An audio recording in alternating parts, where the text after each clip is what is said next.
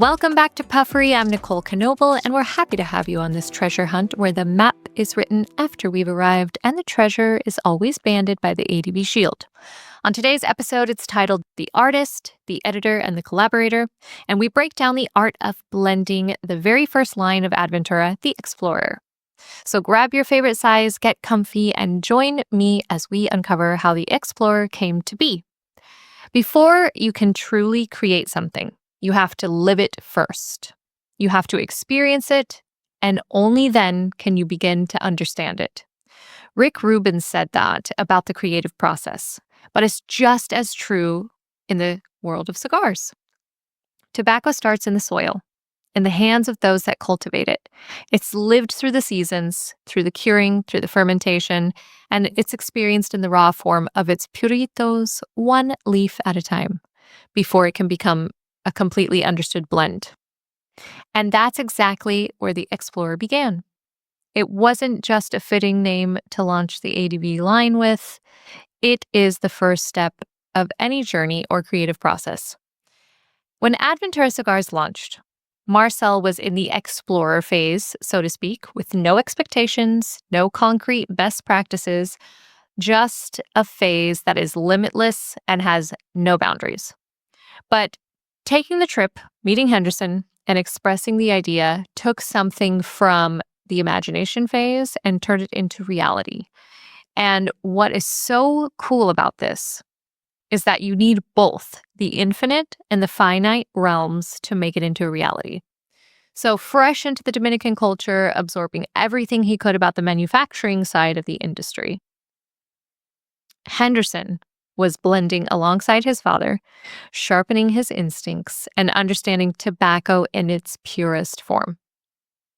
And they created the Explorer with what they knew, what they had access to, and where they both were in their journey at that moment.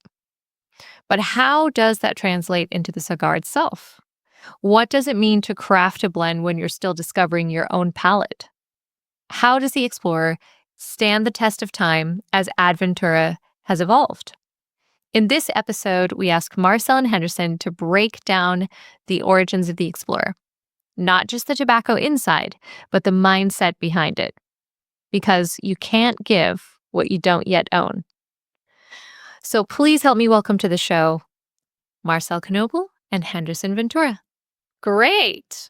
Ooh, I love this visual setup with you in the middle. Looks so nice. Great introduction, Nicole.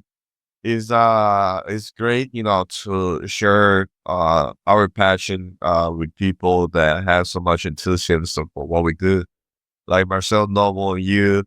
Also people that dig, into knowledges and so creative like you guys. And I think that's what build our team to be a great team or a dream team. So, as you were mentioned, blending is, for me, blending is like an inspiration. You can have the knowledges, you can have, the know-how, you can have the experience, but the inspiration of create something, unique, different, and great that can pass or whatever, great things that you ever have done in the past, that inspiration needs to be there. Every time that we create a new plan, we are inspired by something. You can be inspired by the past. You can be inspired by a tobacco flavor. You can be inspired by anything. But the inspiration should be there and the concentration should be there. Agreed. And I talk about in the first couple episodes that, Marcel, your retail store here, Marcel, you were mainly focused on Cubans in the beginning. So when you first went down to meet with Henderson, did you provide a flavor profile? Or Henderson, you can also respond to this. When you went down there and told Henderson, hey, I'm looking for something, did you mention anything specific or something to individualize the store here in Switzerland? Or did you just say, let me see what you got? Yeah, it was basically the last one you just mentioned. I mean, of course, I probably had 98% Cuban cigars, and I do love Cuban cigars still and their flavor profile. So, but I wasn't necessarily looking for a similar flavor profile. I wanted to have something for my store, which my experience or my yeah, which my hands were also involved in blending this cigar. I wasn't necessarily looking for a um, a blending pro or a blend, a specific blend, or nor I was looking for a similar blend to a Cuban cigar. But I think what got me at the end was exactly a very similar flavor profile, but it had this like twist. It had this leather components, this spicy components to it, like a Cuban cigar, but it also has this kind of like a sweet touch to it, which I think, which to me was kind of like the wow effect. And Henderson, as far as I remember, was blending with that Habano hybrid wrapper from Mexico, and he did a couple blends, and this one was the one he handed me over. And I do remember complexity was the thing which got me. It was so complex. I still love that blend very much. It's still that complexity, the transition between the three thirds is something which really caught and catches still my attention. Henderson, when you brought Marcel that blend to try, what was going on there in your blending style? Was it like the excitement of having a certain type of wrapper, a certain flavor profile that you had managed to compose? Like, what made you grab that blend and bring it back to Marcel and say, try this? I mean, the tobacco talks to you all the time. It's not magic there, The magic happened with the small touch of palate, and I think by that time it was just like a challenge, something that inspired me very big time is like to have a challenge or anything. And by that time, we were tasting that hybrid Habano from Mexico, and we have like a little hard time trying. Like we were tasting the tobacco by itself, it tastes amazing, but we were trying to get that into a blend. So we put a blend together, uh, and that have like just exactly like that, like Marcel say, like that Cuban style blending of flavor profile, and like way more richer, a little bit more bold in flavor, and the strength also, and that was something that I was like a super hype up about it. And when he mentioned to me that he sells like a 90% of Cuban cigars, and that's what his inclination into the cigar industry is. That was the cigar that I was like, okay, this guy liked that cigar. That's the blend that I need to let him try. And that was like how I introduced the sport to Marcel, pretty much. Nice. Yeah. It was the Corona size. Yeah, I do remember because after the visit in your factory or dad's factory, we went to the beach to Cabarete, and I came back to the factory to pick up another bundle of those Coronas just to smoke it at the beach. I do remember that. Wow, so there was like no revisions, right? It No, was just I was in love with that plan. I was like, this is exactly what I want. So by the time that I give that cigar to myself, I have no idea, or what can happen, after that. I just was given a cigar to a cigar aficionado. They have a cigar shop in Switzerland. And it was for him to enjoy on my brain, Then I received a call, from him, like, let's say a month later, 2 months later, that he loved the blend, asking for the blend, what would do, whatever. And later on, he placed an order for a cigar, and he sent me like all the idea I felt the packaging, I was like a super surprised and impressed by Marcel. And then we started to have like a more communication, and I, heard his passion, um, and the teaching that he had, but that's how we clicked pretty much. Cool. What would you guys say at that time? We discussed obviously where you guys were at in your career wise, but what would you say were there any specific trends going on in that year or any particular things with weather that's important to pay attention to that caused the yields of what you were working with to be something special or not so special? What was going on like in the world of tobacco in 2016? I mean, I would say I was in my highest peak of evolution as a master blender.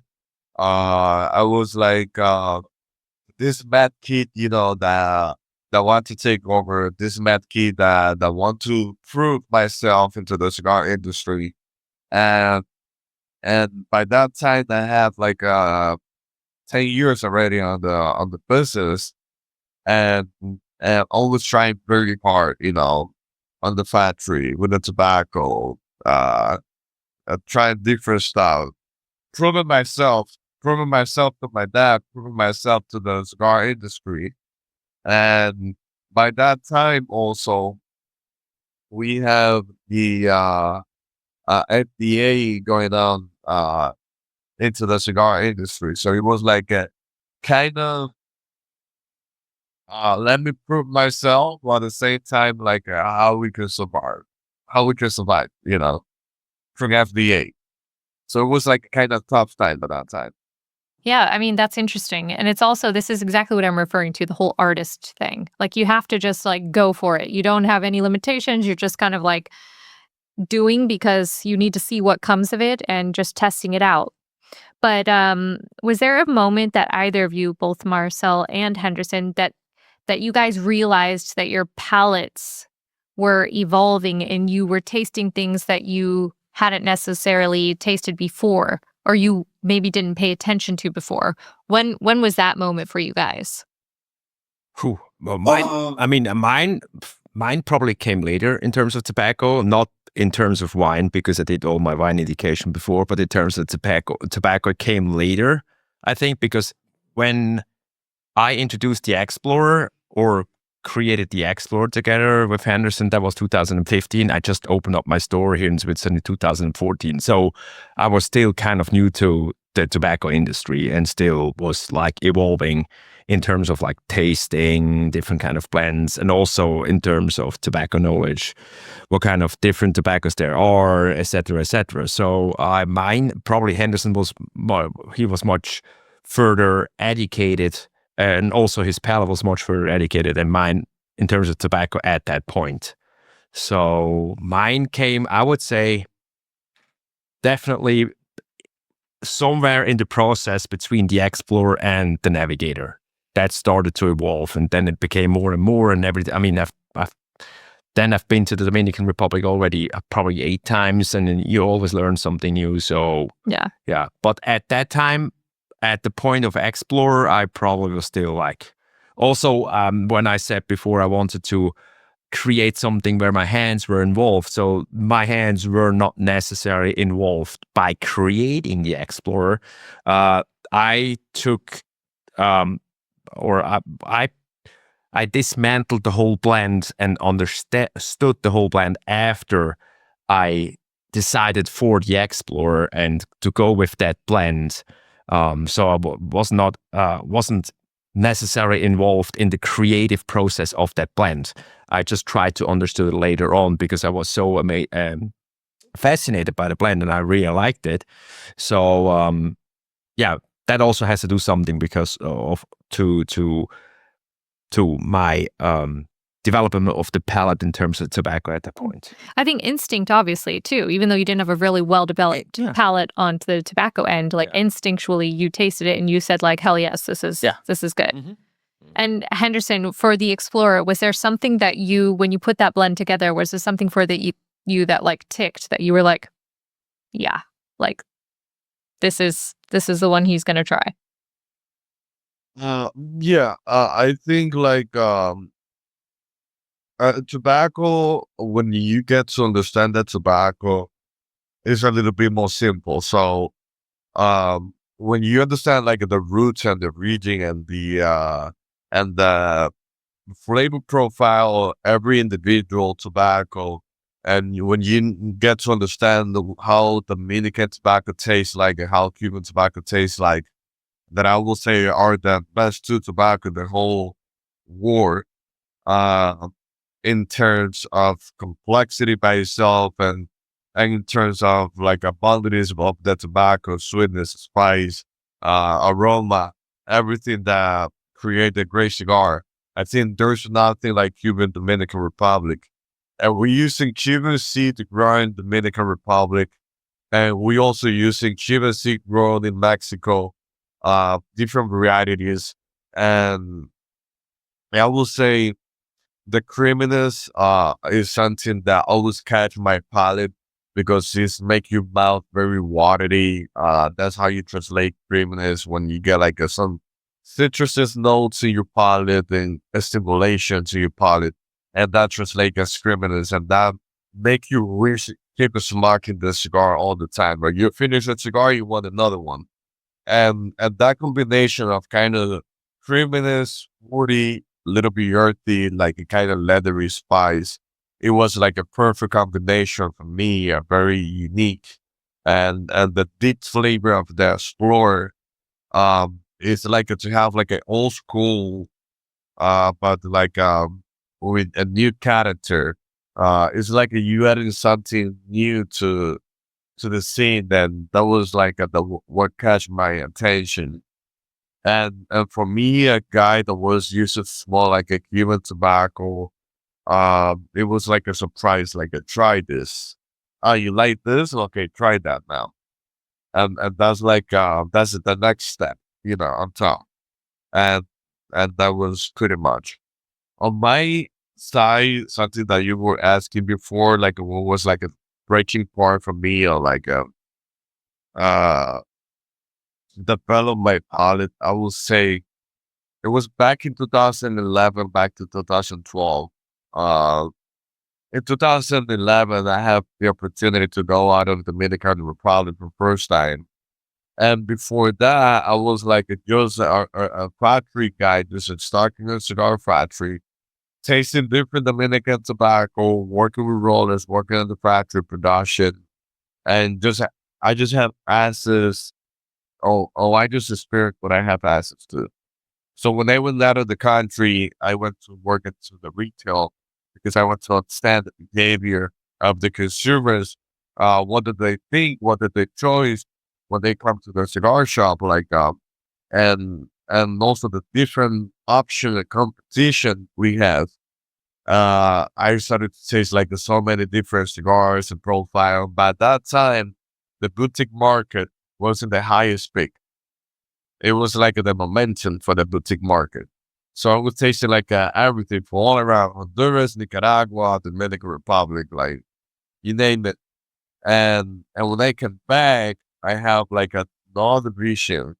So I wanted to, adapt like the old school style blending and manufacture to the what's happening, outside there, what people are looking for, the strength, the full body cigar, the more sharper flavor, also the different flavor from tobacco from Honduras, Nicaragua, Dominican Republic, and then to be able to create different flavor profile using Dominican tobacco that can be more unique and different. That was my breaking point, I will say, to understand tobacco and to take like a blend into the next level. That was like about 2012. It's crazy to think that different it's not crazy to think. It is the case with everything, but culturally, knowing that the US is just a monster consumer and what the palates are accustomed to, and stemming everything from like food trends and how that can affect so much of how you taste certain things. And yeah, I think that's that was a good move to kind of remove yourself from being that inner perspective to the outside and seeing what the people want, what they're saying that they are looking for.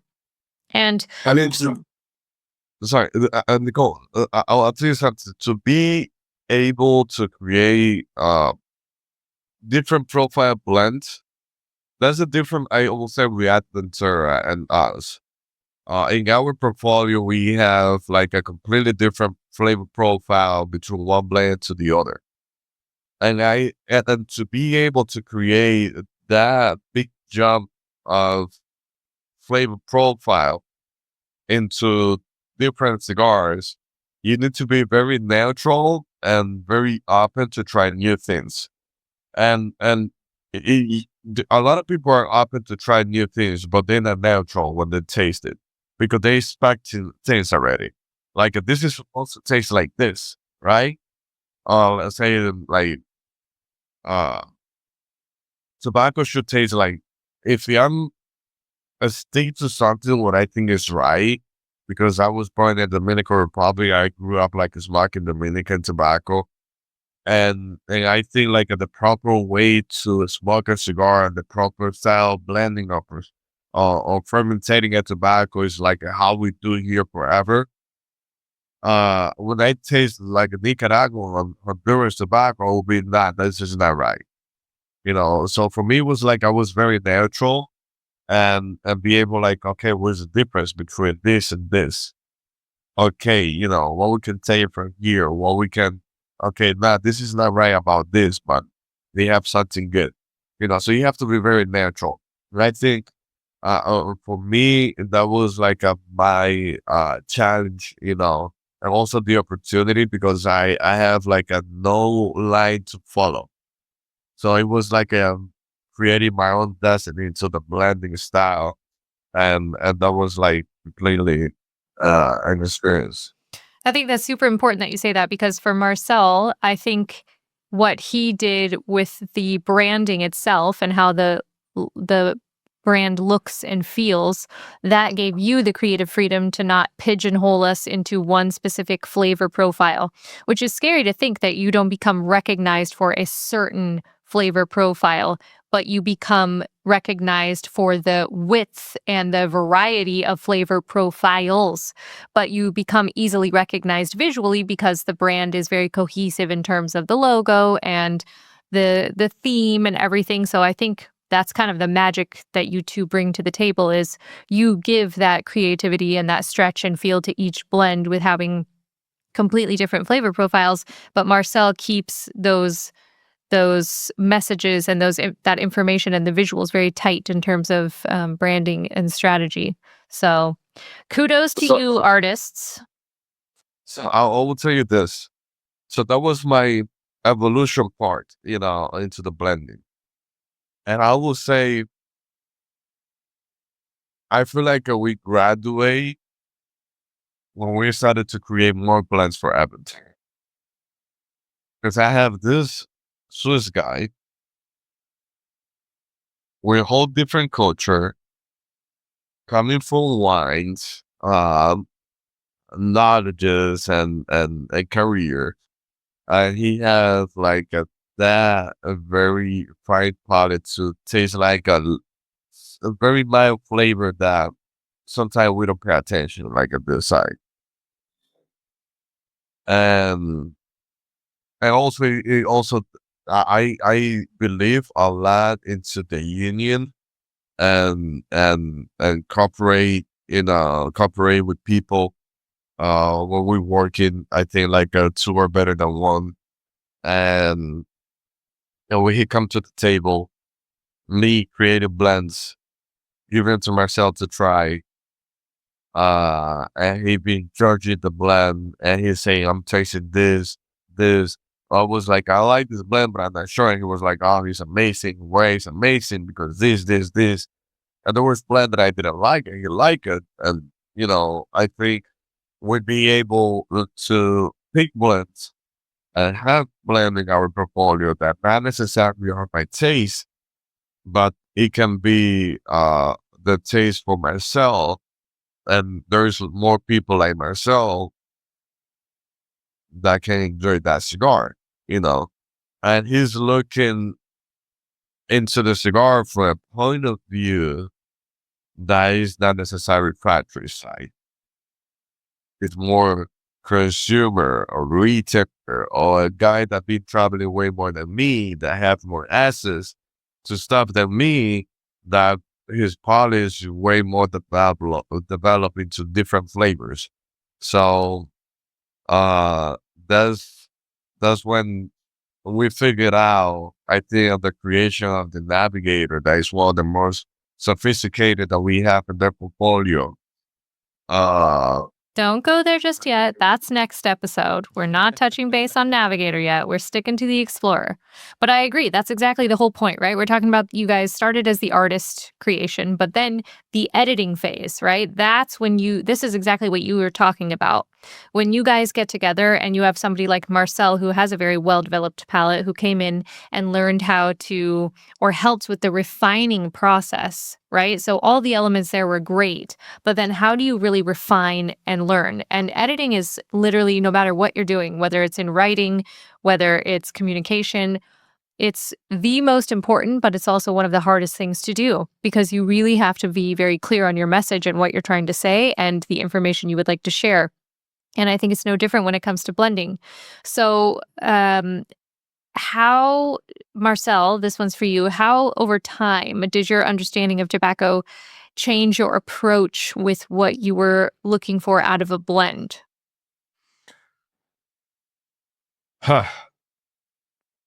Well, what you just said before, and also Henderson mentioned that we are not known for like a similar kind of or similar blends.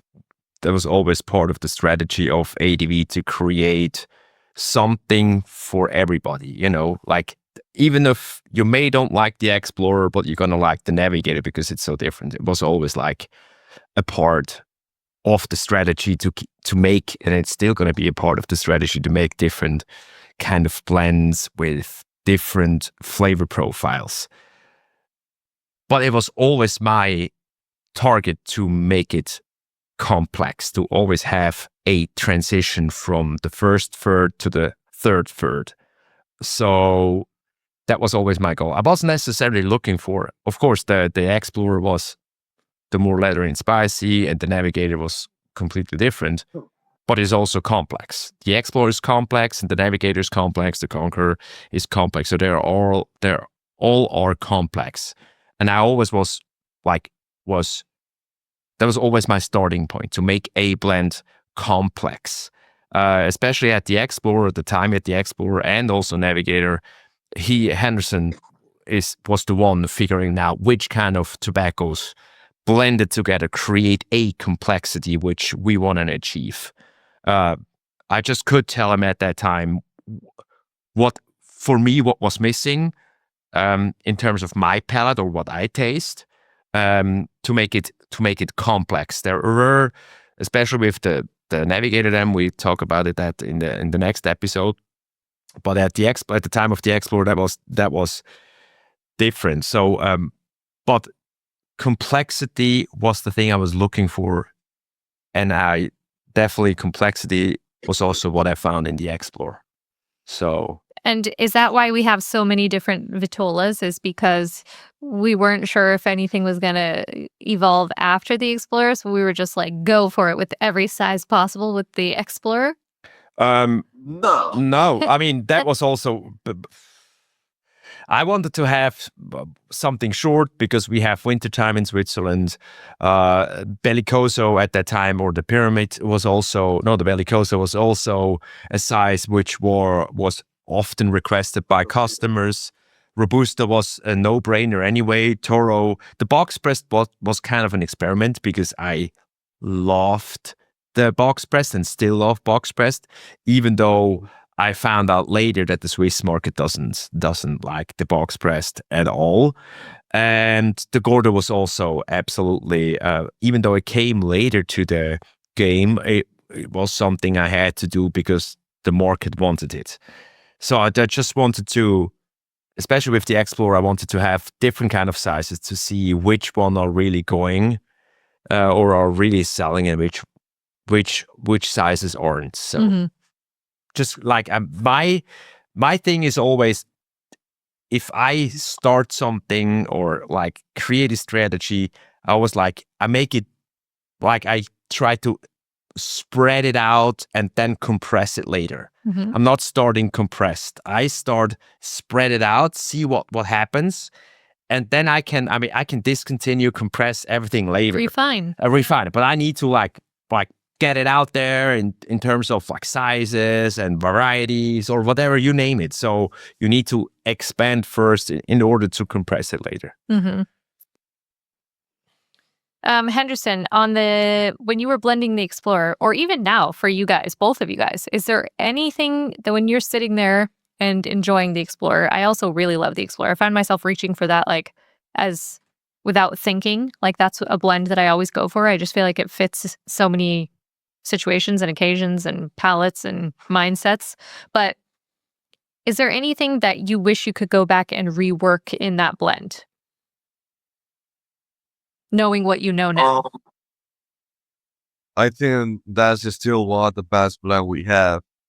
Actually, just because me being in the factory, being tasting like a new blend, so working with new tobacco all the time, sometimes like you forget about the old blends. Like and sometimes it can pass like a 5 month and I don't try one of the Explorer. And the other day, I was like, I feel like a fork brother. Let me try it. Like I always do my round, like I doing a tasting and all the new production that we have for the different blends. And I grabbed one of those Corona Gorda from the Explorer and was like, wow. And I spent about 3 weeks that every week that I go out of the factory, I was like, I was grabbing a bundle of those, just like I was like a smoking that single cigar the whole weekend, just because it was like, wow, this is a great blend. I was like, so proud by my past with that blend. Yeah, I agree on that. I also wouldn't change anything. I think the key with the Explorer is time, because that blend probably needs the most time to age out of all our lines. And the key to really enjoy the Explorer's complexity is aging. And of course, since we have our own factory, it's much easier to age it. So we have a lot of Explorers in the aging room, and they just like, they're just gorgeous to taste once they have some. So at minimum, they need 6 months in the aging room. So, and now they have much longer time spent in the aging room. So it's just like an amazing blend. But the key to success for the Explorer is time. Our philosophy of blending, the blueprints of a blend, we say we always strive for balance, complexity, and harmony. And I've explained before what that means to us in multiple episodes, because we feel like that those terms get thrown around pretty loosely from every brand, that's what they go for. But for us, that means something very specific. And when we talk about the collaborative process, having so many people around you, having the farmers around you, having the rollers around you, having your dad around you, your brother, and Marcel's input, like, how do you kind of shut out the noise and get to work and then build from there? Like, is there a certain mindset you go into, or how do you work that? Um, I will say, like, I'm a guy that I work myself in an inner way. Like, always like a very, like, antisocial at that point, of like, me hanging out with people. It can be that occasion that I hang out with my dad, like, for a weekend, whatever. But I work a lot with farmers and people in the factories and different stuff, but maybe never into a blending thing. It's more about technique process that we have. It can talk in like crops, like techniques, product we use, temperature, timing, uh, yields, cost, numbers. But when it comes to a creating process for a blend, this is something very intimate. This is not. It's like creating a recipe for something. This is something that you do like closed door, because you don't want nobody to understand the way that you create the recipe for something. And also like you need concentration. The art of creating a blend is concentrating. The art of tasting tobacco is concentration. Everybody, it's like people have the same brain. They say like none of the human beings use like over 1% of the capacity of your brain. And it's the same with the palate. I don't have a better palate than you. It's just that my concentration to understand flavor and stimulation in mouth that you need to practice over time, and and then you can be creative, like create a blend and understand the fundament of creating a great blend. So that's it, pretty much. How do you guys challenge each other's ideas to create something greater than what either of you would have done alone? I feel like I mean, I know the answer to this question already. I feel like I've mentioned it a lot, but is there something in particular that you guys do to kind of push the boundaries to see if you can kind of stretch and reach for that next realm? I mean, we always consistently working on that. Even if we're not releasing any new product, this is a constant work for us, for the future of our company, and for also for the love and the passion that we have for the tobacco. This is like this is the fun part. I mean, the only fun part about the tobacco is the creating process, and that's a consistent work, that I do with a lot of passion, and Marcel also. This like what new we have, when I have a call from Marcel, like what new you have, like what we can taste, and that's the fun part, pretty much. Yeah, I mean, even though Henderson doesn't have the same marketing background as I have, because I studied marketing and he didn't, I let him also participate on the creative process in terms of marketing. So it's not just like, hey, what do you think? And he's like, I like it or I don't like it. He also says like, I would add, what do you think if you try to add this or this detail to that box or whatever, and vice versa. I also tell him, I do, for instance, if he blends something which I like, and there is like it's like too creamy to me, is like some counterpart to the creaminess is missing, as an example. And I tell him, hey, look, I see that blend like this, even though I like it, up to 90%, but there's a detail missing. To me, it's too creamy. It needs a spicy part as a counterbalance to counterbalance it out. And then why not try to add this and this tobacco? So we let our ideas influence into the others' responsible world. Yeah, I would say this is very important. I mean, even though he's the tobacco, the tobacco guy. I'm not as close to tobacco knowledge as Henderson. So and vice versa with the marketing. So, but to have an open ear for each other's ideas is key. Yeah, that's great. All right, to wrap up the Explorer then, give us a breakdown. Like, what is your favorite thing about the Explorer? It could be a third, it could be a particular tobacco that's in there that surprised you, it could be the combination of all of them. Give us the list. What's your favorite thing about the Explorer? It's, it's a combination of the tobacco. The wrapper and the Explorer is such a unique tobacco. We He have a very mild flavor profile, but they have something very unique that overpower like the flavor of the other tobacco on the blends. So I will say this is a tobacco that if you have like a lot of spice, it can like slow down the spice like a big time. So on that tobacco, on that particular blend, for us, it was very challenging to create a blend that we were using some tobacco that they were like as unique and sharp and deep in flavor as the wrapper. So the wrapper do now overpower the flavor of the blend. And just with some tobacco that we use there, like it create a combination of such a unique flavor profile. All the time that my description for that cigar when I tasted it was like if you take like how that cigar tastes. For me, it's like if you take like a piece of wood and you wrap it up with with leather and you burn both at the same time, that kind of like a woody, leathery, smoky wood, that's how I describe the flavor, of that cigar. It's very deep, it's unique, it's different.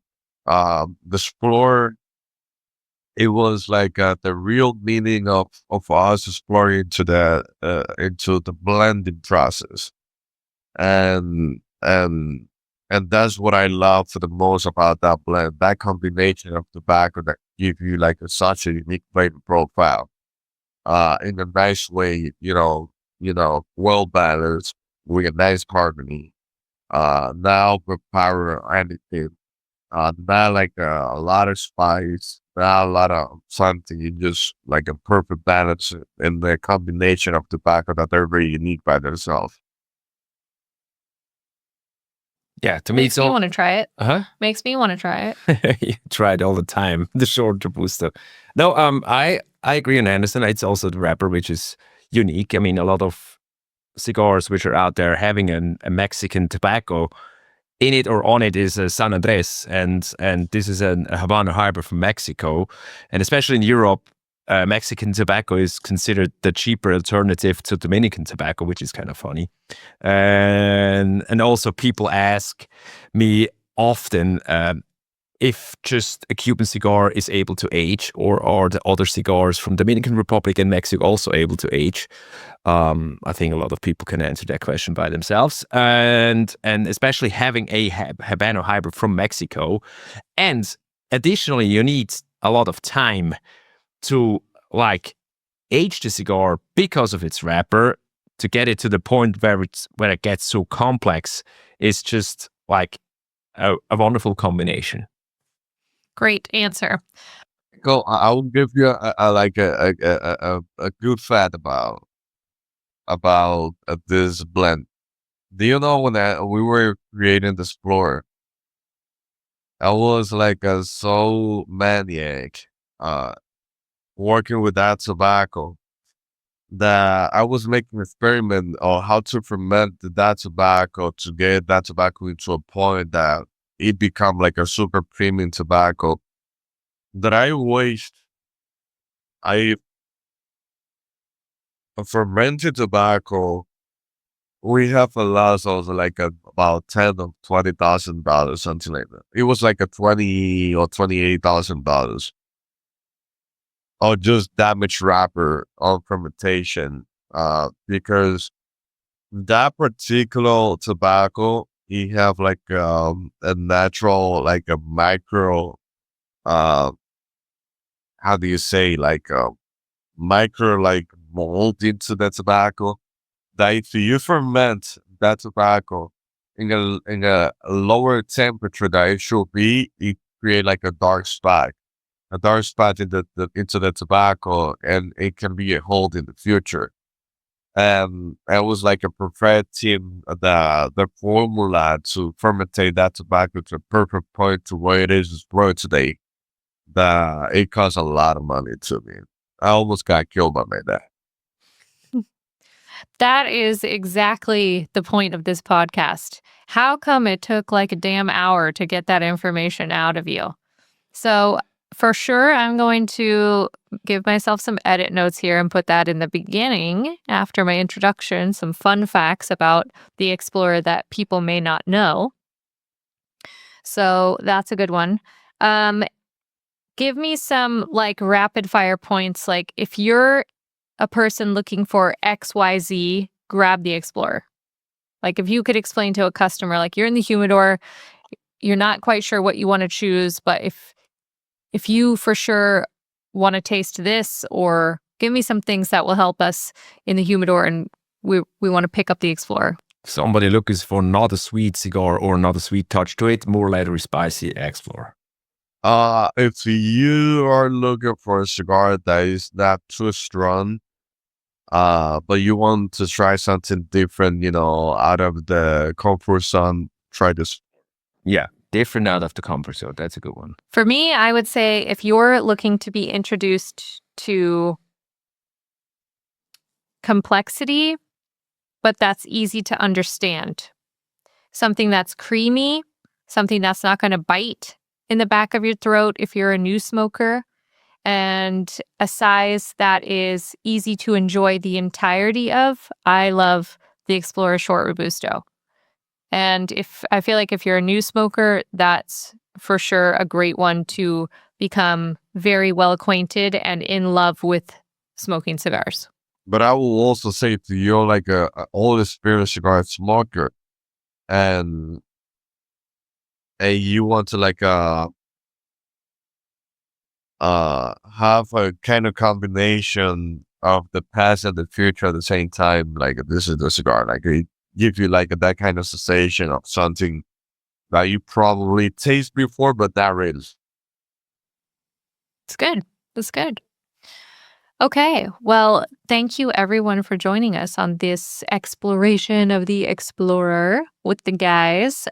We are going to be breaking down every one of the lines and the blends that we have. So that's a little bit about the Explorer, maybe some things you did and didn't know, and why you should try it again if you haven't tried it in a while. So thanks for joining me, and until next time, may your cigars be smooth, your moments intentional, and your perspective ever fresh. Thank you, Pebbles.